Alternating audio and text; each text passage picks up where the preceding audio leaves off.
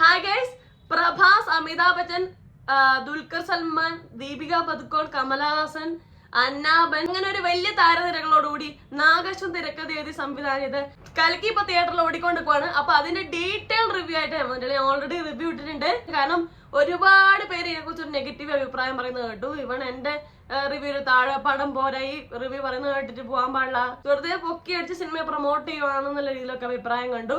കുറെ പേര് പറഞ്ഞു ഫസ്റ്റ് ഹാഫ് പോരാ, അതുപോലെ തന്നെ ഈ ചില ഡയലോഗുകളൊക്കെ മോശമായിട്ടുണ്ട്, അതുപോലെ തന്നെ പ്രഭാസും ബുജിയും ആയിട്ടുള്ള കൺവേഴ്സേഷൻ കാര്യങ്ങൾ, അങ്ങനെ കുറെ അഭിപ്രായമുണ്ട്.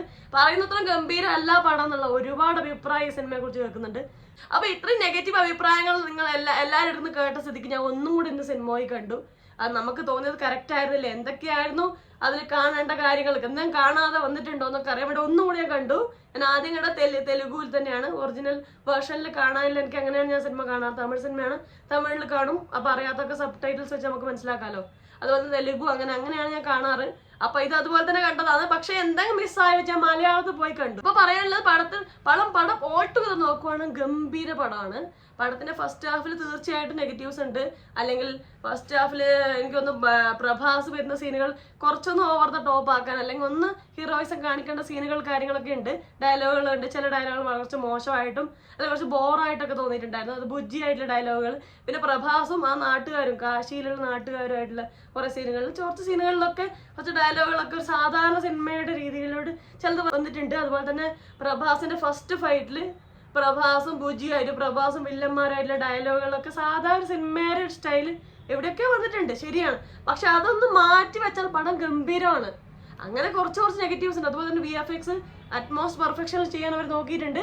പക്ഷെ ഒന്ന് രണ്ട് പോയിന്റുകളിൽ ഇപ്പം അമിതാഭ് ബച്ചന്റെ ചെറുപ്പകാലം കാണിക്കുന്ന സമയത്ത് നിങ്ങൾക്ക് നോക്കിയാൽ മനസ്സിലാവും, അമിതാഭ് ബച്ചന്റെ മുഖം നീങ്ങുന്നില്ല, അല്ലെങ്കിൽ ആ കാര്യം നമ്മൾ സാധാരണ ഒരു മനുഷ്യന്റെ റെസ്പോൺസിനെ പോലെ തിരിയുന്നില്ല. അതുപോലെ ഡയലോഗ് ഡെലിവറി തലയനങ്ങുന്നൊക്കെ കണ്ട ആ VFX അത്ര ഗംഭീരമായിട്ടില്ല. അതുപോലെ തന്നെ കുറച്ച് സീനുകളിൽ ഞാൻ ഫസ്റ്റ് റിവ്യൂവിൽ പറഞ്ഞിട്ടുണ്ട്, അങ്ങനെ കുറച്ച് സീനുകളിൽ VFX അത്ര ഗംഭീരമായിട്ടില്ലാതെ ഉണ്ട്. പക്ഷെ ഈ കാര്യങ്ങൾ ഒഴിച്ചു വെച്ചാൽ പടം ഫസ്റ്റ് ഹാഫിൽ തന്നെ കുറച്ച് കാണാനുണ്ടായിരുന്നു, സെക്കൻഡ് ഹാഫ് അതിലും ഗംഭീരമായിരുന്നു. അപ്പൊ ഇത്രയും അടിപൊളിയായിട്ട് VFXും അടിപൊളിയായി ചെയ്തൊരു സിനിമയെ കുറിച്ച് കുറച്ച് 2-3 നെഗറ്റീവ്സ് കാരണം ഇത്രയും ഒരു നെഗറ്റീവ് അഭിപ്രായം പരന്ന് സിനിമയെ ഒന്ന് പുറകോട്ട് കൊണ്ടുവരേണ്ട ആവശ്യം ഉണ്ടായിരുന്നോ എന്ന് എനിക്ക് തോന്നി. അപ്പൊ ഫസ്റ്റ് ഡേ ഇതൊന്നും ഈ ഒരു റിവ്യൂസും അഭിപ്രായങ്ങളും ഒന്നും കേൾക്കാതെ 195.7 കോടി 8 കോടി എന്തോ first day world wide collect ചെയ്തിട്ടുണ്ട്.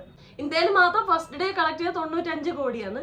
അതുപോലെ സെക്കൻഡ് ഡേ കളക്ട് ചെയ്ത 57 കോടിയാണ്, അതായത് ഡ്രോപ്പ് വന്നിട്ടുണ്ട്. റിവ്യൂ മാത്രമല്ല, റിവ്യൂ എനിക്കൊന്നും ഭൂരിഭാഗം പേരും നല്ല അഭിപ്രായമാണെന്ന് തോന്നുന്നു പറഞ്ഞത്. പക്ഷെ ആൾക്കാരുടെ റെസ്പോൺസ് ഭയങ്കര മോശമായിട്ട് അല്ലെങ്കിൽ ഒരു നെഗറ്റീവായിട്ട് വന്നിട്ടുണ്ട് തോന്നുന്നു. പടത്തിന് ഡ്രോപ്പാ വന്നിട്ടുണ്ട്. തേർഡ് ഡേ ആകുമ്പോൾ 64.some കോടിയായിരുന്നു മൂന്നാമത്തെ ദിവസം. ഇന്ത്യയിൽ മാത്രമാണ് ഇത്.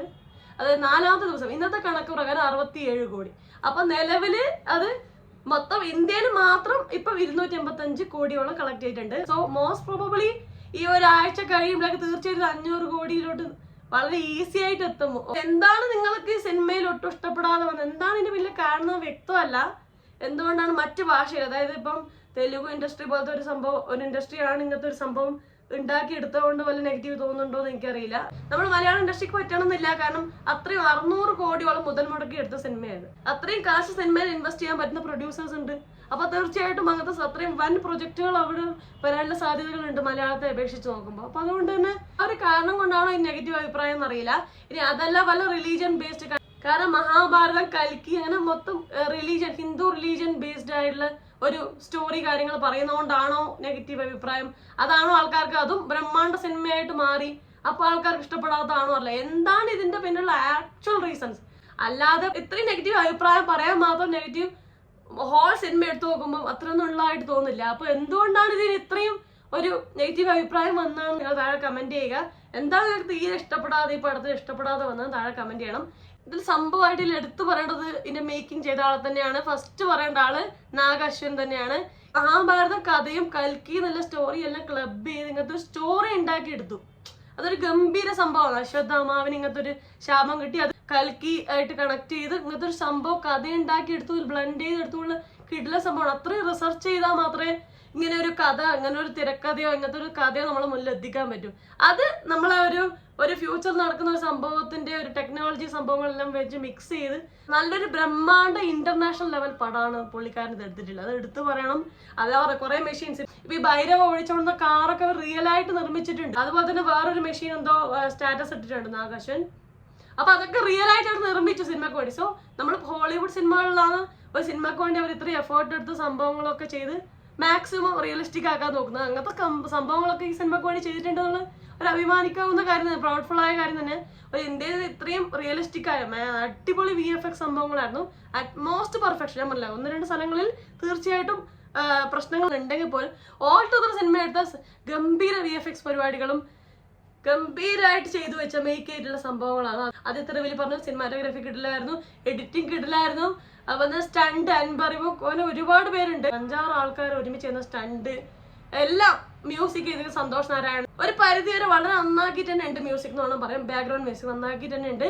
എങ്ങനെ എല്ലാം കൊണ്ടും പൂർണ്ണമായി ശ്രദ്ധിച്ച് 4 വർഷത്തോളം ഇതിൽ ഇൻവെസ്റ്റ് ചെയ്ത് അവർ ആ സംഭവങ്ങൾ ഉണ്ടാക്കി ഒരു അത്രയും മാക്സിമം പെർഫെക്ഷനോടെ നമ്മളൊരു മുന്നിലൊരു സാധനം കൊണ്ടുവരുമ്പോൾ ചെറിയ ചെറിയ നെഗറ്റീവ്സ് പറഞ്ഞിട്ട് സിനിമയെ തഴയരുതെന്ന് പറയാനുണ്ട്. നമുക്ക് ധൈര്യത്തോടുകൂടി മറ്റു രാജ്യങ്ങളിൽ കാണിക്കാൻ പറ്റുന്ന ഒരു സിനിമ തന്നെയാണ്. ഇത് പ്രധാനമായിട്ട് എല്ലാവരും വെയിറ്റ് ചെയ്തിരുന്ന ദുൽഖർ സൽമാന്റെ എൻട്രിയാണ്. എവിടെയാണ്, എങ്ങനെയായിട്ടാണ് വരുന്നത് എന്നുള്ളത്. അപ്പൊ ദുൽഖറിനെ നമുക്ക് വളരെ കുറച്ച് സമയത്ത് സ്ക്രീനിൽ കണ്ടിട്ടുള്ളൂ. അപ്പൊ നമുക്ക് അതിന്റെ ഒരു വളരെ പ്രതീക്ഷിച്ചിരുന്ന വളരെ കുറച്ച് സമയം കണ്ടപ്പോൾ ഉള്ള ബുദ്ധിമുട്ട് എനിക്കും ഉണ്ടായിരുന്നു. പക്ഷെ നന്നായിട്ട് അഭിനയിച്ചിട്ടുണ്ട്. കുറച്ച് ഭാഗങ്ങളിലേ ഉള്ളൂ എങ്കിൽ പോലും നന്നായി അഭിനയിച്ചിട്ടുണ്ട് ആ കുറച്ച് ഭാഗത്ത്. ഇതിൽ തീർച്ചയായിട്ടും ദുൽഖറിന്റെ റോള് കാണുമ്പോൾ ദുര്യോധന്റെ ഷെയ്ഡുള്ള ക്യാരക്ടറായിട്ട് തന്നെ തോന്നുന്നു. കാരണം തീർച്ചയായിട്ടും സെക്കൻഡ് പാർട്ടിൽ തീർച്ചയായിട്ടും ദുൽഖറിന് ഇതിലും വലിയ റോൾ ഉണ്ടാവാനുള്ള സാധ്യതകളുണ്ട്.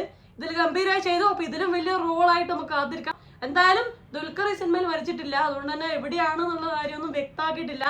സോ നമുക്ക് നോക്കാം, തീർച്ചയായിട്ടും സെക്കൻഡ് പാർട്ടിൽ ഉണ്ടാവും. പിന്നെ പറയേണ്ട പ്രഭാസിന് വളരെ ശക്തമായ ഒരു കംബാക്ക് ആണ്. ബാഹുബലിക്ക് ശേഷം ഒരുപാട് മോശം സിനിമകൾ, അതായത് രാധേശ്യാം ആയാലും സഹോ ആയാലും ആദിപുരുഷായാലും സലാറായാലും മോശം സ്ക്രിപ്റ്റ് ആയിരുന്നു.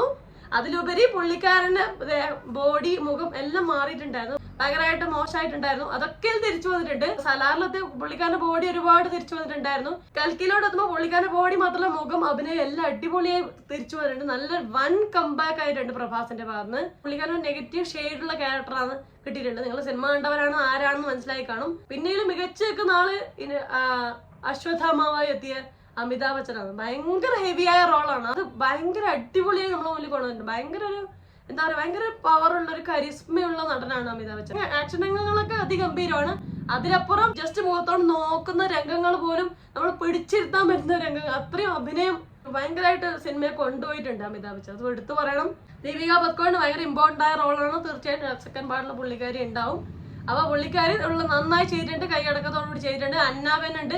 അന്നാവൻ കിടിലൻ റോളാണ്, അടിപൊളിയായി ചെയ്തിട്ടുണ്ട്. പുള്ളിക്കാരിയുടെ ലുക്ക് അതിന് വളരെ ആപ്റ്റാണ്. അത് അതിഗംഭീരമായിട്ട് പുള്ളിക്കാരി ചെയ്തിട്ടുണ്ട്.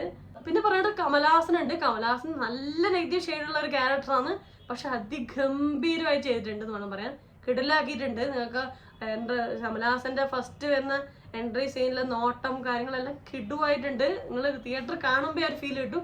ഇത് തിയേറ്ററിൽ പോയിട്ട് തന്നെ ഇത് എക്സ്പീരിയൻസ് ചെയ്യേണ്ട ഒരു പടമാണ്. ഇത് അങ്ങനെ OTT വരുമ്പോൾ കാണുമ്പോൾ അത്ര സുഖം കിട്ടില്ല. തിയേറ്ററിൽ പോയിട്ട് അതിന്റെ എഫക്റ്റോടുകൂടി നല്ല തിയേറ്ററിൽ പോയി കണ്ട് അനുഭവിക്കേണ്ട ഒരു സിനിമയാണ്.